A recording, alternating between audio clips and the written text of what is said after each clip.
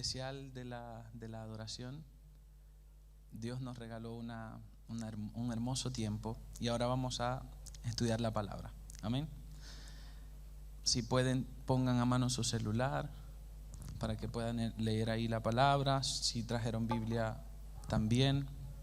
Hoy vamos a tener un tipo de mensaje que yo lo califico inductivo. Vamos a leer un gran pasaje de la Biblia y luego vamos a ir deduciendo y descubriendo verdades bíblicas respecto a la serie que hemos venido manejando las últimas semanas. ¿Cómo se llama esa serie? Vamos a la mesa. Todo el mundo miró la pantalla. Pero antes de empezar eso, les quiero dar un saludo a las personas que están conectadas en la transmisión en vivo a través de YouTube. Personas que domingo a domingo no pueden estar acá en el templo, pero igual se conectan y llevan una secuencia acerca del crecimiento que está teniendo la Iglesia Vida Eterna. Seguimos creciendo, Dios nos sigue regalando hermosas bendiciones domingo a domingo y pensamos y deseamos de corazón seguir en ese ritmo. Así que un saludo a esas personas, les bendigo donde están y les pido que ahí donde están aparten un tiempo especial para Dios y puedan concentrarse en lo que Dios va a decir en esta mañana. Amén. Vamos a orar para consagrar este tiempo. Amado Dios, te doy gracias, Señor. Gracias por la oportunidad, Dios, de congregarnos. Gracias por la oportunidad de reunirnos en tu nombre, Señor. Padre, gracias por el hermoso privilegio de compartir tu palabra, Dios. Padre, gracias por la disposición de nuestros corazones de aprender, de conocer más de ti, de tener más detalles de tu vida, de tu paso en este mundo, Señor, y de lo que tú quieres para nosotros. En esta mañana, Señor Jesús, consagramos nuestros corazones, nuestros espíritus, Señor, y nuestra mente, Señor. La presentamos cautiva a ti, Padre, para que absorba todo lo que viene de ti. Padre, toda distracción, todo pensamiento, Señor Jesús, contrario a lo que tú quieras para nosotros en esta mañana, lo dejamos a un lado.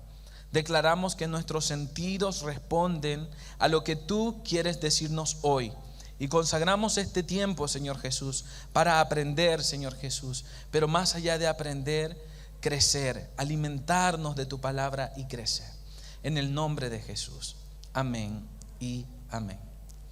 Durante las últimas semanas, las últimas 2 semanas, hemos hablado acerca de lo importante que es la mesa, el símbolo de la mesa en una casa. El pastor durante la primera semana hablaba acerca del privilegio que era participar de la mesa de Jesús y de la invitación que tenía Jesús hacia nosotros para invitarnos a su mesa. Su disposición estaba entregada a compartir con nosotros en esa mesa, y el pastor hablaba durante esa primera semana acerca de la importancia de la mesa. ¿Cuán importante es el acto de compartir la mesa con alguien?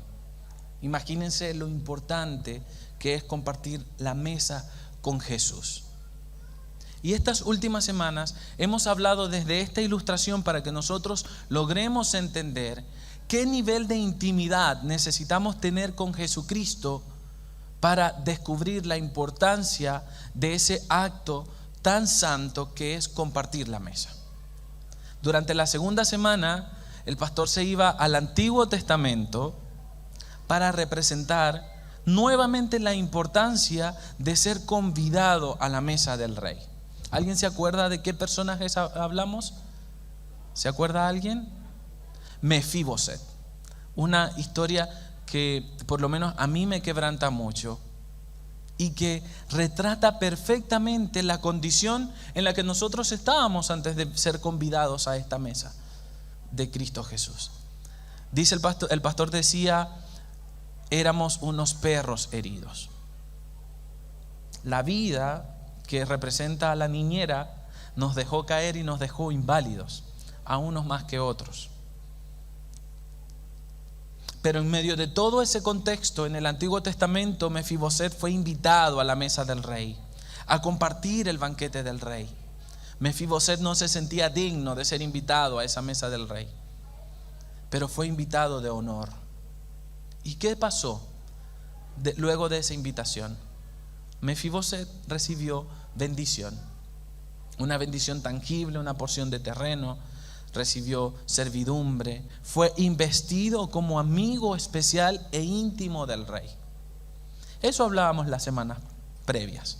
Pero hoy vamos a seguir hablando acerca del símbolo de la mesa, pero lo vamos a llevar a un contexto actual, a nuestra actualidad, a nuestro día a día.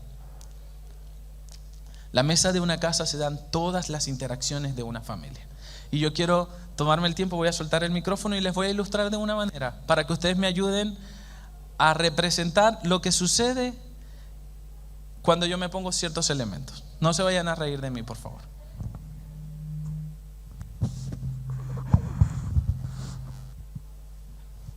Si yo en una casa, me perdona, pero es que yo cocino mucho en mi casa.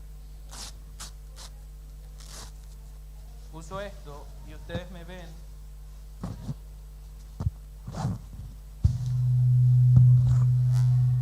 ¿Qué se imaginan? A ver, un chef. ¿Alguien dijo un chef?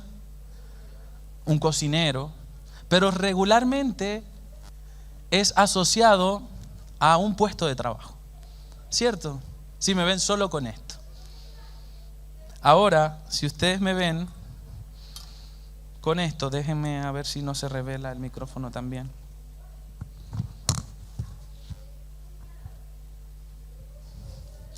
No es mío, no me juzguen.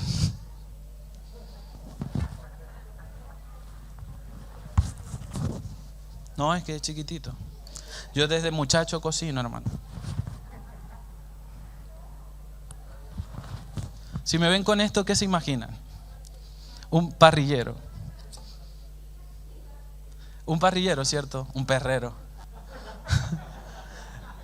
Si me ven con esto, ustedes se imaginan un parrillero, alguien que está preparando un asado. Y un asado en nuestros tiempos, acá en Chile y también en las casas, ¿qué representa? Un compartir, una celebración, pero una celebración con nosotros mismos, con los que están en la casa. Amigos, invitamos a alguien especial. Nosotros no, yo siempre he hecho broma. Yo no sé si en otras partes de Venezuela se comía, pero en Maracaibo se comía masitas con mantequilla, bollitos. Usted no, si usted invita a sus amigos, usted no va a hacer bollitos. Usted hace una comida especial, ¿cierto? Y en la mesa, en el centro de nuestra casa, así no la tengamos, nosotros construimos un eje donde se dan todas las interacciones de la familia. Es en la mesa donde se toman las decisiones importantes. Es en la mesa de una casa donde se dan las noticias buenas y donde se dan las noticias malas. Es en la mesa de una casa donde se construye el eje de interacción de una familia. Y en los tiempos de Jesús, en la mesa se dieron los mayores milagros que se retratan en los evangelios. Me voy a quitar esto porque si no el cocinado voy a hacer yo con los solares estos que tenemos acá. Entonces, un poco ya ilustrando lo que habíamos hecho, llevándolos a ustedes a la construcción de una casa donde uno se ordena para dar una invitación especial y prepara algo especial para unas personas que son especiales. Todo termina siendo especial y todo ese contexto especial se centra en una mesa. Por eso es importante que el pastor en la primera semana hablaba de la importancia de la mesa y lo maravilloso que es ser invitado a una mesa. La segunda semana hablamos de nuestro rol personal con Dios y la invitación que nos hizo a la mesa. Y esta semana vamos a hablar acerca de nuestro rol como hospedadores, como las personas que invitan. Esta semana no es Dios que invita. Esta semana somos nosotros que invitan. Y vamos a entender la importancia de nuestro rol como los que invitan a las personas a nuestra mesa. Amén. Me ayudan con la diapositiva. Luego de la resurrección voy a llevarlos a contarles un pasaje de la Biblia, poco leído, por lo menos para mí, acerca de lo que pasó luego de que Cristo resucitó. Luego de que Cristo resucitó sucedieron muchas cosas. Se dio un revuelo bárbaro en la ciudad. Crucificaron a Jesús, sucedieron N cosas, pasaron los 3 días y Cristo resucitó. Y lo que nosotros conocemos hasta ahora de la historia es que el cuerpo desapareció, las mujeres fueron al sepulcro y no encontraban el cuerpo. Pero hay un silencio, por lo menos para nosotros, porque la Biblia así lo declara. Hay un silencio acerca de dónde estuvo Jesús mientras el sepulcro estuvo vacío. Los discípulos estaban todos reunidos, quizás en el duelo de lo que pudo haber sido la muerte de Cristo. Y Cristo resucita, no va a esa reunión directamente, sino que va a otro lugar. ¿Ustedes saben qué sucedió en ese tiempo? Luego que Cristo salió del sepulcro y las mujeres se dieron cuenta que el sepulcro estaba vacío. Espiritualmente Cristo descendió al infierno y arrebató las llaves. Pero físicamente, humanamente, lo vamos a saber hoy. Ubíquese en su Biblia o léalo acá en la pantalla, Lucas capítulo 24 versículo 13. Dice: y he aquí, aquel mismo día, 2 de ellos iban a una aldea llamado Emaús, que estaba como a 11 kilómetros de Jerusalén. 2 personas iban caminando de un lugar a otro en una aldea que estaba cerca de Jerusalén. Cerca, dicen ellos cerca, 11 kilómetros para mí es mucho. Yo camino 1 kilómetro y ya de una vez voy a pedir un vale de la ISAPRE o de FONASA. Siempre, si me conocen, siempre ando con una botellita de agua. Yo camino 100 metros y ya estoy privado. Ellos dicen cerca 11 kilómetros, maravilloso ellos.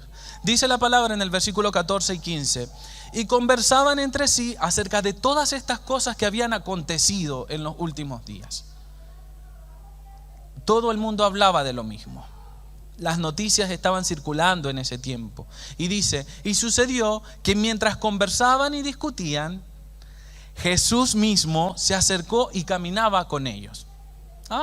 Nos encontramos con alguien en el camino.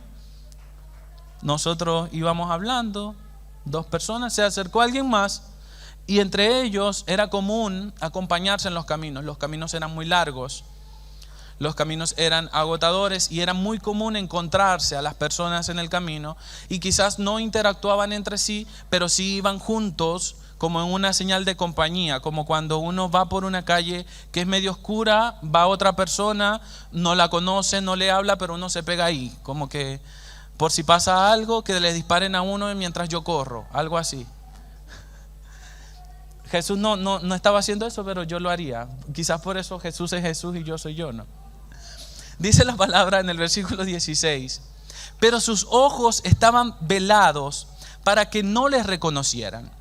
Y él les dijo: ¿qué discusiones son estas que tenéis entre vosotros mientras vais andando? Y ellos se detuvieron con semblante triste.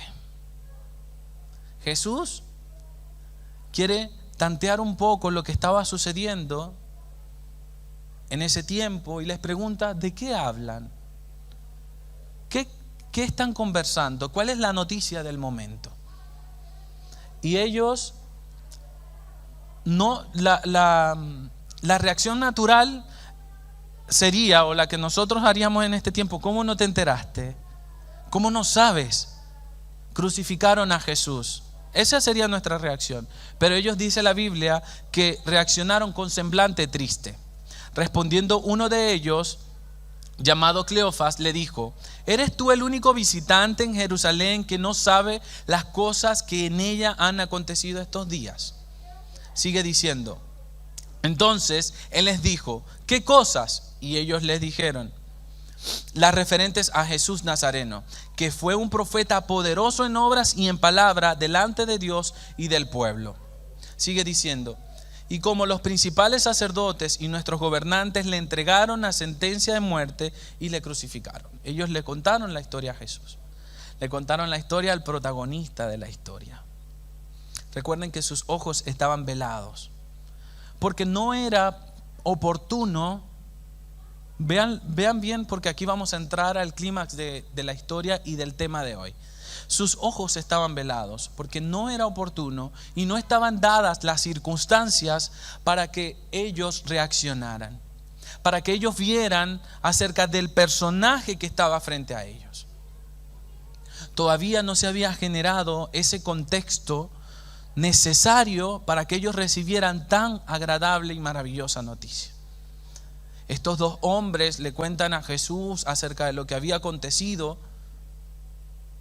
Con semblante triste, dice la palabra, y le dicen: ¿cómo eres la primera persona visitante en todo este bloque de aldeas, en toda esta ciudad, que no sabe acerca de lo que ha pasado?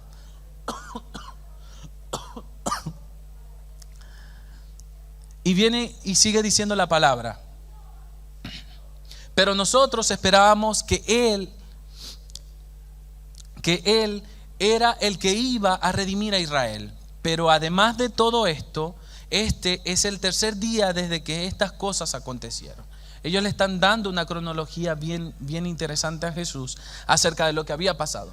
Crucificaron a Jesús, los gobernantes lo condenaron y lo crucificaron. Jesús murió, pero ellos todavía no estaban al tanto, pues aún tenían el semblante triste, dice la palabra, de lo que había sucedido después. Dice la palabra: y también algunas mujeres de entre nosotros nos asombraron, pues cuando fueron de madrugada al sepulcro y al no hallar su cuerpo, vinieron diciendo que también habían visto una aparición de ángeles que decían que él vivía. Ya aquí ellos empiezan a tener como un indicio de lo que pudo haber pasado. Pero vuelvo y repito, sus ojos estaban velados. Sus ojos estaban cegados, tenían al mismísimo Jesús resucitado enfrente, pero no se les había revelado. Ellos habían escuchado hasta ese momento. Y aquí quiero hacer un paréntesis respecto a un enlace en nuestro tiempo. Muchas personas, muchísimas personas diría yo, saben acerca de Jesús, lo han escuchado. Quizás han sido partícipes de los milagros de Jesús en su vida. Incluso nosotros hemos vivido los milagros de Jesús en nuestra vida, pero es muy probable que si nosotros no estamos enlazados con Cristo Jesús, no reconozcamos el operar fuerte de Jesús en nuestra vida, en nuestro tiempo. Siempre decimos y redundamos en la manera en que la vida nos trata. La vida es dura, ciertamente. Tenemos dificultades, ciertamente. Y logramos siempre reconocer, esto lo hablamos en series anteriores, siempre logramos reconocer el problema, pero nos cuesta identificar cuándo se da la solución y quién la da, que es Jesús. En esa condición estaban estos dos hombres. Tenían a Jesús enfrente, sabían la historia perfectamente, conocían la historia a exactitud, pero no se les había sido revelado el milagro de la salvación de Jesús. Y aquí es donde viene la parte importante. Una parte que se debe replicar día a día en nuestra vida como cristianos. Vean lo que dice la palabra. Algunos de los que estaban con nosotros fueron al sepulcro y lo hallaron tal como también las mujeres habían dicho, pero a él no le vieron, dice la palabra. Entonces Jesús les dijo: oh insensatos, tardos de corazón para creer todo lo que los profetas han dicho. ¿No era necesario que el Cristo padeciera todas estas cosas y entrara en su gloria? ¿Qué pasa? En Jesús se da un choque. ¿Por qué? Porque la condición de credulidad de estos hombres giraba en torno a tener pruebas. Ellos hablaban de lo que habían escuchado, que nos pasa mucho a nosotros. Nosotros hablamos y replicamos acerca de Cristo y de lo que es Cristo, porque lo hemos escuchado de alguien, pero no nos hemos dado a la tarea de experimentar a ese Cristo poderoso en nuestras vidas. Y esto lo digo tanto para nosotros que estamos acá en la iglesia, como las personas que nos escuchan en la transmisión, como para cualquier persona. Todos están conscientes de Jesús, pero lamentablemente nuestros corazones muchas veces terminan siendo insensatos. ¿Por qué? Porque creemos en la magnificencia de Jesús, creemos en los milagros de Jesús, pero no hemos vivido, experimentado y testificado acerca de los milagros de Jesús. Si Jesús no hace algo poderoso en nuestra vida, nosotros no nos creemos dignos de compartir ese milagro. Y Jesús se contrista en esto y les dice que son insensatos. ¿Por qué? Porque ellos saben desde niños la profecía y están esperando una manifestación real para poder testificar cómo es. La historia que ellos le contaron a Jesús fue el cuento que escucharon de alguien que contó un cuento. Pero no estaban contando la historia de Jesús en primera persona, como protagonistas. Y nos pasa mucho a nosotros como predicadores, como gente cristiana que comparte el nombre de Cristo, que simplemente contamos la historia que nos contó alguien que escuchó un cuento de alguien. La Biblia dice acerca de Jesús. Por mucho tiempo yo he escuchado, y en el último tiempo se ha reafirmado más, que la forma de predicación más poderosa es aquella que se gira en torno a lo que Cristo ha hecho en mi vida. Si yo cuento lo que Cristo ha hecho en mi vida, puedo acceder a la persona y mostrarle una salvación más contundente que si yo le cito una cita bíblica, valga la redundancia. A veces nos limitamos de predicar el evangelio, de hablar de Cristo a otras personas porque supuestamente no nos sabemos muchos versículos.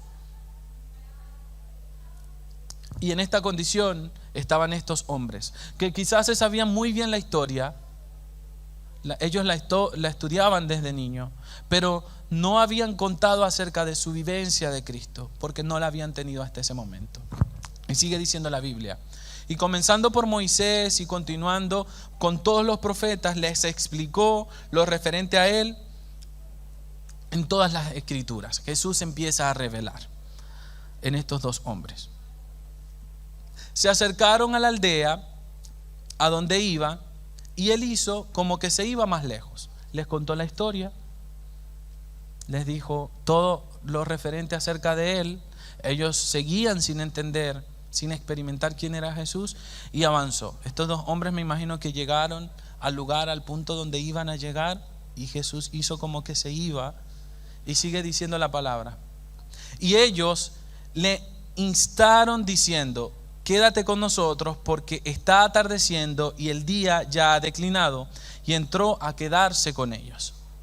Hasta ese punto estamos bien, hasta ese punto todavía no hemos hablado de la mesa, no hemos hablado del eje de esta predicación.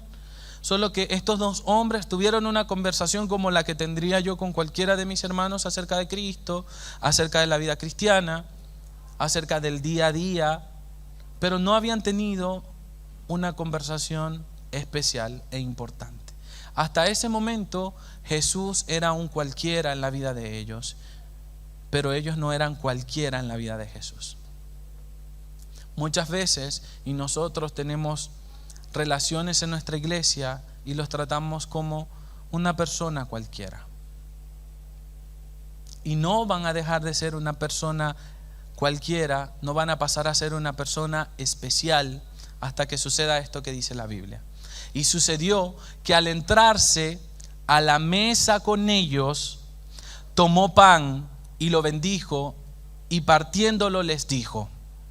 Entonces le fueron abiertos los ojos y le reconocieron, pero él desapareció de la presencia de ellos. Breve. El autor, el discípulo, cuenta todo lo que sucedió previo, con detalle. 11 kilómetros, dice el nombre de la aldea, dice que conversaron entre ellos, pero el momento cumbre, el momento especial se resume en esto. ¿Me pueden poner el versículo anterior? Y sucedió que al sentarse, ¿en dónde? En la mesa. Ya Cristo le había contado, dice la Biblia en los versículos anteriores, que les contó todo acerca de él. Así nos pasa a nosotros. Nosotros sabemos todo acerca de Cristo y de la vida de nuestros hermanos, pero no entramos a un lugar especial hasta que entramos a la mesa. Y la invitación de hoy es a entender lo importante que es el acto de compartir la mesa. La mesa como símbolo en una casa. Puede que en mi casa yo no tenga una mesa de centro para compartir, no tenga un comedor, pero el acto que representa compartir el pan, bendecirlo y partiéndolo, compartiéndolo con los hermanos, representa un acto espiritual de revelación. Y cuando digo de revelación, no la hablo solamente de Cristo, porque este mensaje no solamente se está centrando en el acto de la revelación de Cristo, porque ya de eso habló el pastor en la primera semana y en la segunda semana. El mensaje de hoy se centra en la oportunidad de revelación de tu vida hacia tus hermanos.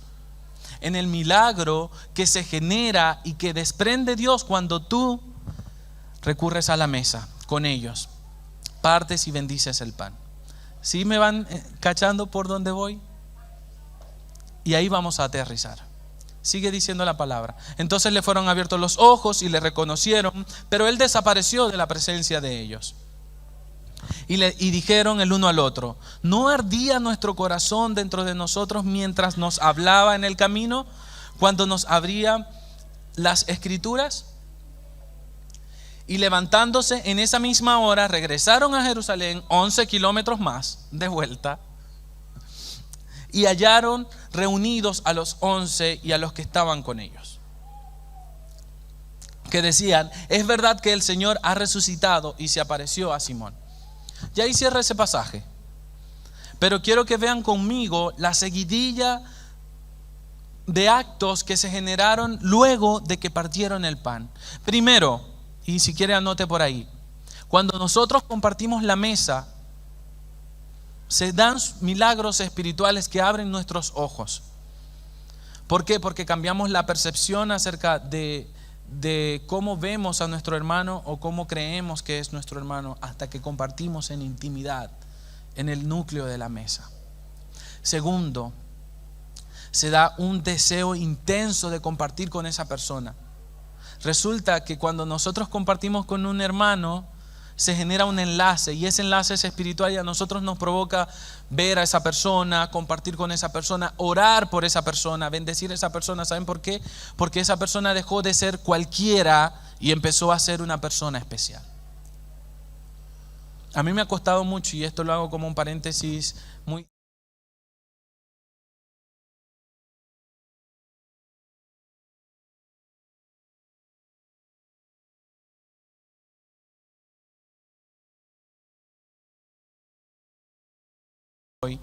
Pero he descubierto la bendición que hay cuando el pastor va a mi casa y yo preparo una comida especial para ellos. Después de esa visita, la semana siguiente se dan tantas cosas buenas en mi vida, en mi casa, por el solo hecho de invitar a un santo a mi casa. He visitado a algunos otros hermanos y me quedo tan bendecido luego de esa visita, y las cosas cambian. Luego que yo vuelvo a ver a esa persona al siguiente domingo, ya no es igual, ya no es un hermano cualquiera, ya es un hermano especial, que yo siento el deseo y también la disposición de saludarle especial, no como hola hermano. Siento la necesidad de saber de él, siento la necesidad de orar por él y por su familia. Y esa es la invitación de hoy, que el centro de la mesa, el símbolo de la mesa en la vida cristiana, sea una instancia para liberar bendiciones, no solamente para nosotros, porque ya Cristo nos bendijo en el centro de nuestra mesa, sino para nuestros hermanos. Y ahí es donde vamos a entrar apenas al mensaje. Amén. Dice la palabra, avancemos. Dice la palabra, bueno, ya ustedes saben, Cristo se les apareció, su corazón ardía, pero ellos no entendían por qué.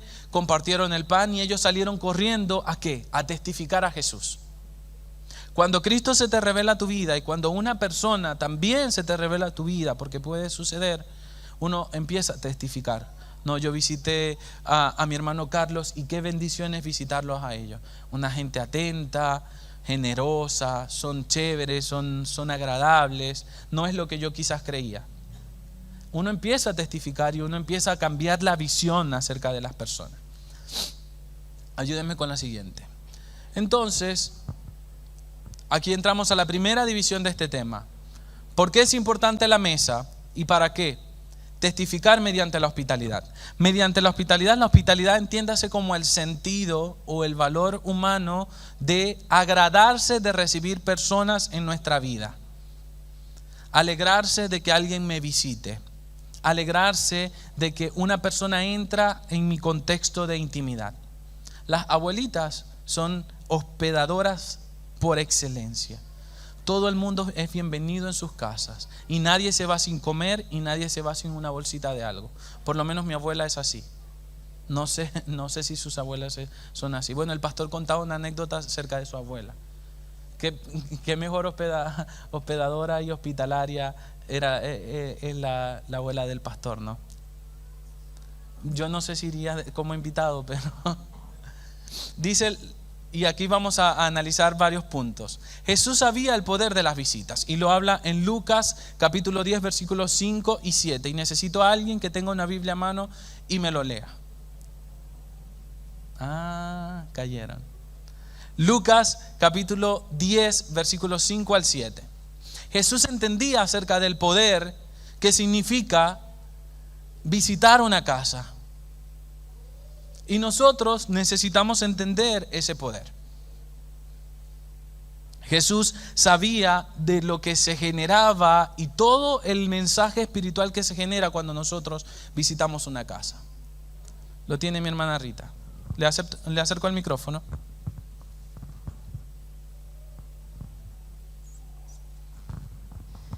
Bendiciones, hermanos, en el nombre de Jesús. En cualquier casa donde entréis, primeramente decid: paz sea a esta casa. Y si hubiera allí algún hijo de paz, vuestra paz reposará sobre él, y si no, se volverá a vosotros. Y posad en aquella misma casa, comiendo y bebiendo lo que os den, porque el obrero es digno de su salario. No os paséis de casa en casa. Amén. ¿Qué dice esto? Jesús entendía y le dice la primera misión de los 70, cuando entréis en una casa, echad una bendición. Regularmente cuando visitamos a nuestros hermanos esperamos que ellos bendigan la mesa y oren por la mesa, porque es como cultura oriental que el jefe de la casa bendiga. Pero ustedes no se pueden ir de esa casa sin orar por sus hermanos, cuando ustedes sean los visitantes. Y Jesús entendía ese poder. Dice, cuando entres en una casa, bendice. Genera la instancia para bendecir. Si alguno es cristiano, si alguno es recipiente de bendición, la va a recibir. Y si no, no la recibió nomás. Pero es un mandato que nosotros, cuando visitemos a nuestros hermanos, dejemos una bendición. Y esa bendición siempre se materializa mediante la oración y la imposición de manos. Jesús entendía ese poder. Luego dice, en este bosquejo que les preparé, sentarse a la mesa es una instancia para bendecir. Invitar a alguien a tu casa es una instancia para bendecir a una persona. Y el hecho de tú ir a la casa de alguien es una instancia para bendecir. Y no es solamente bendecir porque yo llevo un regalito o un presente. No, porque es el único núcleo donde se genera una interacción espiritual suficiente para que tú puedas dejar una bendición en esa casa. Dios va a hacer todas las cosas. Como esta reunión que tuvieron estos dos hombres con Jesús, que qué mayor bendición fue que sus ojos fueran abiertos y reconocieran a Jesucristo. Así nosotros podemos generar instancias de bendición para nuestros hermanos. Quizás nuestros hermanos estén pasando por un problema y no tengan la solución. Y esa solución salga del recipiente de palabra que ustedes tienen en su corazón. Probablemente Dios tiene tiempo queriendo decirle algo a alguien por medio de ti, y como tú no visitas a nadie, no ha podido ser. Entonces, esta es una instancia, casi que un mandato acerca de visitar a los hermanos. Pero hay una acotación. Dice, no paséis de casa en casa. No es que usted, hermano, va a ir lunes para que Carlos, martes para que Enni, miércoles para que mi hermana Lucy, jueves para allá para que Edson, los sábados los reservo para ir para que el pastor porque hacen asado. No. La instancia para compartir debe ser vista como una oportunidad para bendecir. Y la bendición radica en alegría, gozo, pero también radica en ministración. Y esa ministración se da en el contexto de la mesa. Aun si usted va a la casa de un hermano y esta persona no es cristiana y le da un poco de vergüenza orar, hermano, usted ministre con sus manos. En usted hay poder de parte de Dios, poder santificador, porque dice que lo que nosotros tocamos y lo que nosotros pisemos es santificado. Yo lo hago, ustedes quizás no lo notarán, pero yo lo visito y yo voy a bendecir su casa. Y si en mi espíritu salta algo así como, no sé,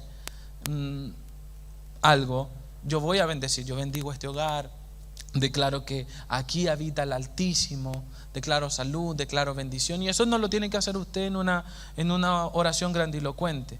Usted simplemente va a la casa y bendice. Dice la palabra y lo dice claro en Lucas 10:5. Si hay alguien que sea merecedor de esa bendición, la bendición va a caer. Bendición de sanación, bendición de prosperidad, bendición de liberación, bendición de amor. Pero la bendición no va a llegar si ninguno de nosotros no va. Entonces Jesús entendía acerca del poder de una visita, y sentarse a la mesa con una visita es una instancia para bendecir. También el poder de testificar mediante la visita en el acto de la mesa el acto para compartir la mesa es un acto santo a pesar de la condición de los invitados. Y yo pongo entre paréntesis Zaqueo. Zaqueo, ya ustedes saben la historia, no era un hombre muy sensato que dijéramos, no era un hombre que tenía muy buen testimonio, pero Jesús decidió ir a esa casa para bendecir. Y ahí es donde yo digo, usted, hermano, olvídese y sáquese ese chip de solamente visitar a hermanos. No, yo no voy para la casa de ellos porque allá beben mucho. O no, yo no voy para esa casa porque allá pelean mucho. Sucedía en Venezuela, por lo menos. En mi familia siempre teníamos nuestras casas identificadas.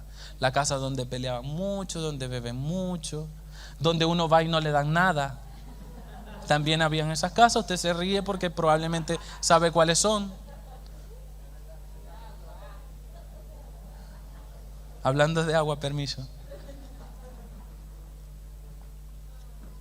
Pero ya uno sabía, pues. Y nuestra casa también la tenían identificada. Si uno es el hermano generoso que prepara comida rica, todos quieren venir para la casa de uno. Y sucede mucho en fin de año. ¿A dónde nos reunimos? A Quedimar. No, pero es que a Quedimar.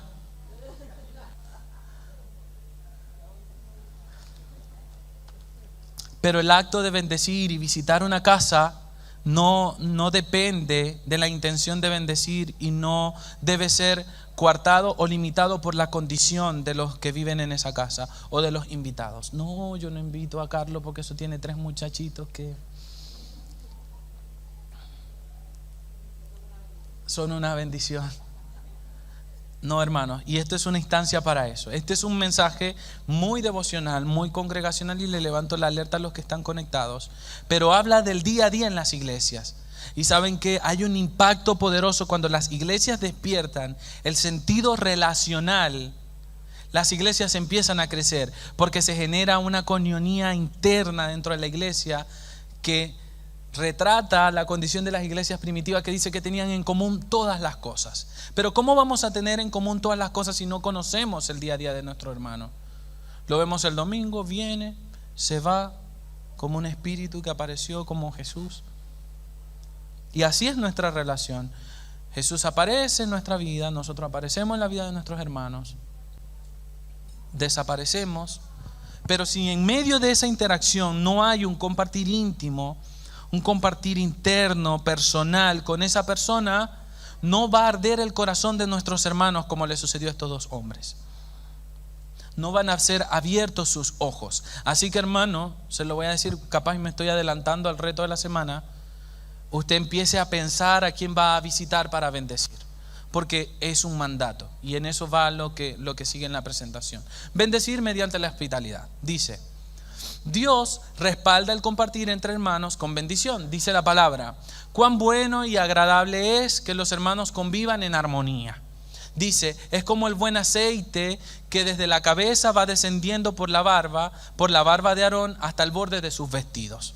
Dice, es como el rocío de Hermón que va descendiendo sobre los montes de Sión. Donde se da esta armonía, el Señor concede bendición y vida eterna. Donde nosotros generamos una instancia de compartir, de coinonía en el eje de la mesa, nosotros somos partícipes y generadores de bendición. Pero si nosotros nos quedamos en nuestra casa, encerrados, compartiendo entre nosotros o compartiendo siempre con las mismas personas, esta bendición no va a explotar en la vida de las otras personas. La bendición se va a quedar estancada. Y usted va a seguir saludando cada domingo a las mismas 4 personas porque son las mismas 4 personas que conoce. ¿Qué quiero decir con esto? Que a mí me toca a partir de esta semana dejar de ser ermitaño y empezar a visitar a hermanos y dejar de visitar a los que siempre visito. Y es un llamado también para usted, porque yo no solo soy miembro de la Iglesia Vida Eterna. Amén. Dice la palabra, uno de los actos más sublimes de salvación inician en la mesa. Las mayores bendiciones retratadas en los evangelios se generaron en el entorno de la intimidad de un hogar. Los mayores milagros que retrata la Biblia se generan en el contexto de una mesa, de una familia compartiendo. Dice la palabra, en la casa del cenáculo, en la cena del Señor. Ese es el principal y más maravilloso acto de salvación, la cena del Señor. No podía retratarse una imagen de salvación y bendición más simple pero más poderosa como la cena del Señor. Yo no me imagino otra instancia que Jesús pudo haber usado para retratar el acto sublime de compartir y ser partícipes de los miembros de Cristo. Sabemos la historia, tomando pan, lo partió y lo bendijo, compartió el vino. Y ese acto pequeñito, que quizás sería muy común para esos tiempos y también para nosotros, comer con una persona, representa y es uno de los ejes más importantes de nuestra fe, el acto de la Santa Cena. Y es un acto tan poderoso porque representa lo que nosotros seguimos haciendo 2000 años después. ¿Y dónde se dio? En el contexto de una mesa. Y vuelvo y repito y les recalco, las bendiciones más poderosas que recalca la Biblia se dan en el contexto de la intimidad de una mesa. Y esa bendición no se va a desbordar hasta que nosotros no generemos esa instancia. Dice, y aquí le pongo una lista chiquitita de todos los milagros y las cosas que sucedieron en el contexto de una mesa. 1, la casa de Pedro, una sanación de las primeras sanaciones de Cristo. La casa de Cafarnaún, también una sanación. La casa de Leví, otra sanación. No les voy a decir los detalles porque si no usted no va a buscar esto y no va a leer la Biblia. Entonces esto es para que usted lea la Biblia. La casa de Simón, otro milagro en una casa. La casa de Jairo, otro milagro en una casa. La siguiente. Ese milagro falta ser escrito. Jesús en tu casa. O tú en la casa de alguien. La Biblia ya nos dio muchos precedentes acerca de lo que sucede cuando nosotros bendecimos. Ya estoy terminando. No sé si alguien me quiere apoyar aquí con música. Pero quiero decirles, hermanos, que la hospitalidad y el milagro de la salvación en la mesa, en el eje del hogar, es, además de una instancia para bendecir, además de que es una instancia para testificar de lo que Dios hace en nuestra vida, la hospitalidad, el acto y el milagro de la mesa es un mandato. Dice la palabra en la siguiente lámina, en Hebreos 13:1, permanezcan en amor fraternal. No en amor solamente, dice la palabra. Dice, permanezcan en amor fraternal. ¿Cómo es el amor fraternal? Cercano, íntimo, sólido. Y es un mandato, lo dice la Biblia en Hebreos. No es una invitación condicional, es un mandato. Permanezcan en amor fraternal, unidos con sus hermanos. Ya hemos caminado mucho tiempo solos. Cuando digo solos, usted igual tiene a su pareja que viene con usted a la iglesia, pero a mí me redarguía mucho la semana pasada que estábamos en lo del acto del bautismo y estábamos imprimiendo las fotos y yo no me sabía el nombre de muchos hermanos que saludo domingo a domingo y que no me sé sus nombres y son mis hermanos. Y eso a mí me impactaba el corazón porque quiere decir que yo no he generado nexos sólidos con la gente que amo y me ama porque ustedes oran por mí. Ustedes oran por sus hermanos, pero es triste que nosotros no sepamos ni siquiera el nombre y no saben lo maravilloso y lo poderosa que va a ser esta iglesia cuando nosotros no solamente sepamos el nombre de nuestros hermanos, sino que sepamos sus gustos, sus disgustos. Sepamos sus condiciones, sus debilidades, sus fortalezas. Nosotros necesitamos primero generar una solidez espiritual entre nosotros para poder abrir brazos de bendición para cuando vengan los otros. Si usted, hermano, mira a su alrededor y ve a alguien y no conoce su nombre, hermano, acérquese y preséntese. No le dé vergüenza, todos estamos en la misma condición. No me sé su nombre, hermano, perdóneme, pero quiero saberlo y eso es lo importante. Sigue diciendo la palabra: no olvidéis la hospitalidad, porque por ellas algunos, sin saberlo, hospedaron ángeles. Hermanos, usted no sabe qué bendición le espera si usted invita a una persona en su casa. Yo he quedado sorprendido. Hermanos que me han invitado a su casa y que yo los veía así como lejanos, o bueno, son hermanos de la iglesia y ya. Y no saben qué bendición yo me he llevado a mi casa, o qué bendición ha quedado en mi casa cuando esas personas me han visitado. Y esta tercera semana de Ven a mi mesa es una instancia para nosotros convertirnos en hospedadores. Generar la mesa, no importa si no hay una mesa. Eso lo hablaba el pastor la primera semana. Esa es nuestra cultura, la cultura occidental, donde nosotros tenemos que tener un comedor de 6 sillas. No puede ser de 4, 6 sillas. Eso es en nuestra cultura, donde nosotros tenemos que tener una vajilla con todos los platos igualitos, donde los tenedores deben brillar, donde el banquete tiene que ser ostentoso. Hermano, si usted tiene para compartir bollito con mantequilla, dígame, porque a mí me encanta y yo voy a ir. Pero esto es una instancia para 3 cosas, y en eso ha girado el mensaje de hoy. La mesa es una instancia para bendecir.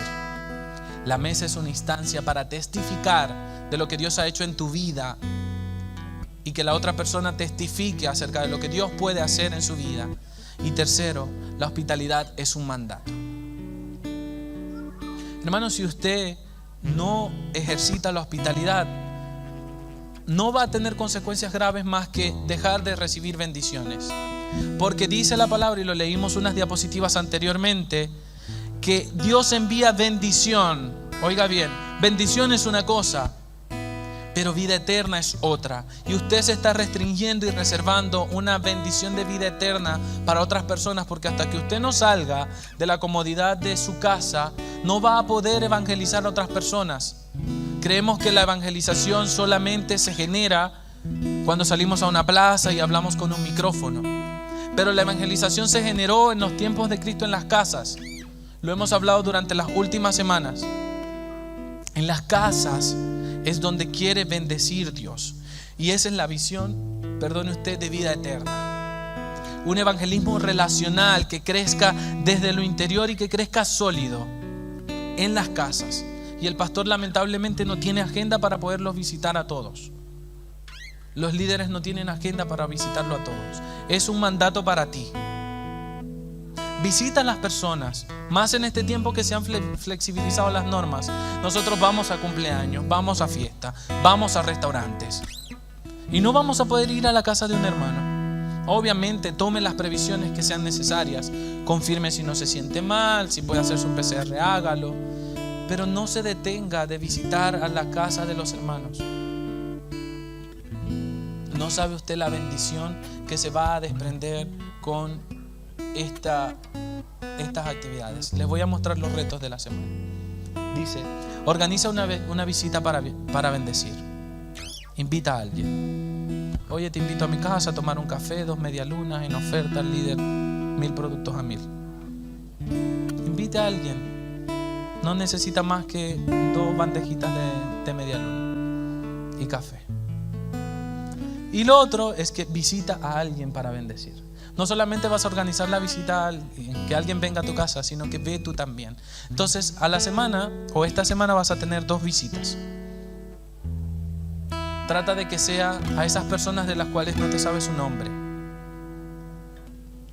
Esa persona capaz y tiene semanas viniendo y desea ser integrado en el núcleo de la familia Vida Eterna, y ninguno de nosotros se ha acercado a preguntar el nombre, a saludar, a presentarse. Así que esto va a ser una instancia para eso. Póngase de pie, vamos ahora.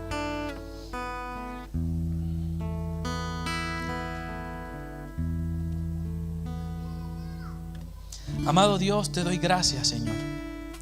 Padre, gracias por este mensaje, Señor, porque tú lo preparaste exclusivamente para tus hijos en la iglesia Vida Eterna.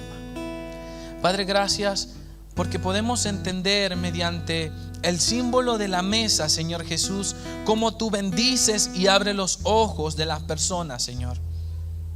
Padre, podemos entender, Señor Jesús, que el invitar, Padre, el compartir la mesa es una instancia, Señor Jesús, para testificar de lo que tú has hecho. Es una instancia para bendecir a otros, Señor Jesús. Padre, y es una posibilidad, Padre, para recibir ángeles. Personas que bendigan nuestra casa o que nosotros podamos bendecir mediante una visita. Señor, yo te pido que ordenes todas las circunstancias, Señor, durante esta semana para que mis hermanos puedan ejecutar esas visitas, Señor Jesús, y que ellos puedan venir a testificar acerca de lo que tú hiciste, Señor Jesús, en esa visita. Padre, guíalos, Señor, en cómo orar, en cómo comportarse, Señor Jesús, en qué preparar. Padre, guíalos, Señor Jesús, en abrir las puertas, Señor Jesús. Abre caminos, Señor Jesús. Padre, para que este tiempo, Señor, de compartir la mesa, de invitarte a ti a la mesa e invitar a nuestros hermanos a nuestra mesa, sea una instancia de bendición. Padre, gracias, Señor Jesús, por el milagro, Señor Jesús, de compartir la mesa, Señor, porque es una instancia sana, Señor. Es una instancia santa, Dios amado. Padre, gracias por los corazones de mis hermanos, Dios, porque ellos, Señor, van a ir saltando y cantando, contando la buena nueva de salvación a través de esto, Dios. Padre, gracias porque ellos con contentamiento reciben tu palabra, Señor Jesús. Padre, la aplican, Señor Jesús, y reciben bendición por ello. Padre, que la semilla que has puesto en sus corazones, Dios, en esta mañana no sea arrebatada por el enemigo. Toda sombra de duda, Señor, de incredulidad se desaparece de ellos, y ellos, Señor Jesús, cumplen tu palabra de acuerdo a tu voluntad. Gracias, Dios, en el nombre de Jesús. Amén.